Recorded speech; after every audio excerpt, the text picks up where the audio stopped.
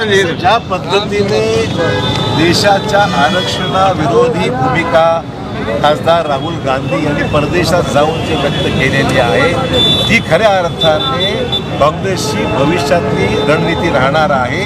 देशामध्ये एक भाषा वापरायची, आरक्षणाचा मुद्दा हा देशामध्ये उचलायचा, लोकसभेच्या निवडणुकीच्या वेळेस 400 जागा भाजपला आरक्षण बंद करण्याकरता हव्यात अशा प्रकारची वल्गना करून देशाच्या मागासवर्गीय गरीब लोकांची मतं घ्यायची आणि परदेशात जाऊन मात्र वक्तव्य वेगळं करून त्या ठिकाणी वक्तव्य असं करायचं की देशामध्ये आगामी काळामध्ये आम्ही आरक्षण रद्द करू अशा प्रकारचं वक्तव्य करायचं।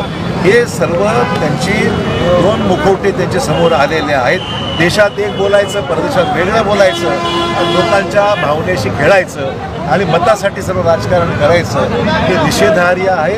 आणि म्हणून भाजपच्या वतीने आम्ही सर्व सहकारी या ठिकाणी एकत्र आलेलो आहोत, त्यांच्या या वक्तव्याचा निषेध करतो आणि आगामी काळामध्ये काँग्रेसची जी काही मुखवटा जो डुप्लिकेट मुखवटा आहे तिथे वेगळं इथे वेगळं भविष्यातली रणनीती स्पष्ट झालेली आहे आणि त्यामुळे देशाचं संविधानाचं रक्षण केलं पाहिजे, संविधानाने दिलेलं आरक्षण टिकलं पाहिजे हीच आमची भूमिका आहे। कल नांदेड़ की सियासी, समाजी, माशी और अवामी खबरों के साथ इश्तिहारात के लिए हमसे राब्ता करें।